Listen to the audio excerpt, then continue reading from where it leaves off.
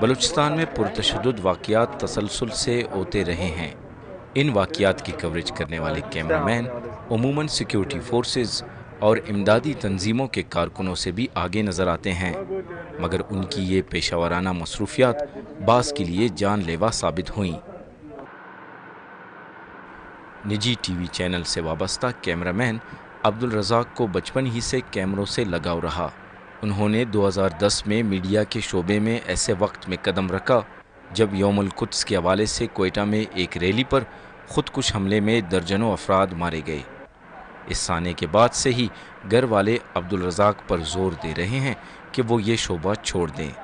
دیکھیے، مجھے تو یہ فیلڈ بہت پسند تھا پہلے سے ہی، اور میں نے چاہا کہ اس فیلڈ میں رہیں اور میں اس پہ کام کروں، لیکن احتیاطی تدابیر کر کے بندہ بچ سکتا ہے اور مختلف حادثات کا شکار نہیں ہو سکتا۔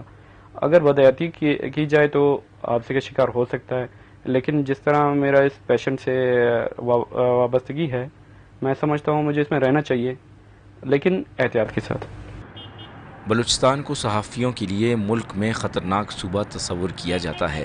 کارکن صحافیوں کی تنظیم بلوچستان یونین آف جرنلسٹ کے اعداد و شمار کے مطابق گزشتہ ایک دہائی میں صوبے میں پرتشدد واقعات، ٹارگٹ کلنگ اور حادثاتی واقعات میں اب تک 43 صحافیوں کو اپنے جان سے ہاتھ دھونے پڑے۔ عام طور پر خیال کیا جاتا ہے کہ پرتشدد واقعات کی کوریج کے دوران صحافیوں پر نیوز چینل انتظامیہ کی جانب سے بریکنگ نیوز یا سب سے پہلے خبر دینے کے لیے بہت دباؤ ہوتا ہے، اور اسی وجہ سے بہت سے صحافی اور کیمرہ پرسن ضروری احتیاطی تدابیر بھی نظر انداز کر دیتے ہیں۔ دیکھیں، جیسے میں فیلڈ میں آیا تو اس وقت حالات ایسے تھے کہ بہت زیادہ دھماکوں کے یہ وار زیادہ تھے، تو اس سے محسوس ہوا کہ پہلے تو بندے کو خود یہ ساری چیزیں احتیاطی تدابیر کرنی چاہیے، اور کچھ ٹریننگز بھی ہوئیں۔ ٹریننگ میں ہمیں ہمیشہ بتایا جاتا ہے کہ آپ کو احتیاط کرنا چاہیے، اور جب تک کارڈن آف نہ ہو آپ کو اس ایریا میں جانا نہیں چاہیے، لیکن پھر بھی بد احتیاطی لوگ کرتے ہیں۔ اوائڈ کرنا چاہیے، اور میں اوائڈ کرتا ہوں، اور دوستوں کو منع کرتا ہوں کہ آپ پیچھے رہ کے، ہمارے کیمرے میں یہ آپشن ہے کہ ہم دور سے بنا سکتے ہیں اور صحیح کور بھی کر سکتے ہیں، لیکن ڈیپ جانے کا اور فوٹیج بنانے کی وجہ سے بہت سارے حادثات ہوتے ہیں۔ حماد سیاپاد بلوچستان یونین آف جرنلسٹ کے صدر ہیں۔ ان کے مطابق اگست کے اوائل میں جب کوئٹہ کے سول اسپتال میں خودکش حملہ ہوا تو اس میں 2 کیمرامین مارے گئے۔ کچھ کمزوریاں ہم میں بھی ہوتی ہیں۔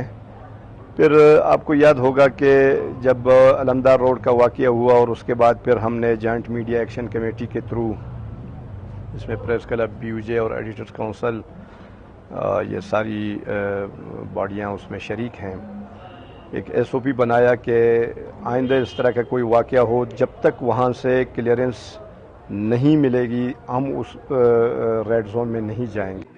صحافیوں کی نمائندہ تنظیموں کا کہنا ہے کہ جہاں ایک صحافی کی ذمہ داری ہے کہ وہ اپنے پیشہ ورانہ فرائض کی انجام دہی میں احتیاط برتے، وہیں میڈیا ہاؤسز کے مالکان کو بھی چاہیے کہ ان کے لیے سب سے پہلے خبر کے حصول کے بجائے صحافیوں کا تحفظ اولین ترجیح ہو۔ غلام مرتضی زہری، وائس آف امریکہ، کوئٹہ۔